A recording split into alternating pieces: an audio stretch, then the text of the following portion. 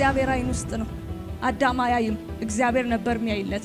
ሰይጣን መጣና ይሄን ጥል በሰውና በእግዚአብሔር መካከል ምን አረገው? ዘራው። ስለዚህ የሰውን ልጅ ከሚወደው ከአባቱ ከእግዚአብሔር ምን አረገው ይላል? ለየው ይላል። የዳዊትን መንግስት ለመስበር ሲፈልግ ልጅና አባት መሃል ገባ። ልጄ አቤሴሎም ሆይ በአንተ ፋንታ ሞቼ ቢሆን እኔ በሞትኩኝ። ኢየሱስ ጌታ ነው። አያችሁ አባት፣ አያችሁ እግዚአብሔርን፣ አያችሁ ኢየሱስን። በእኔና በእናንተ ፋንታ ለመሞት ሲመጣ ለደቂቃም አይኑን አላሸም። በአንተ ፈንታ እኔም ባረገው። እግዚአብሔር አምላክ በኃጢአተኛው ሞት እንኳን የማይደሰት አምላክ።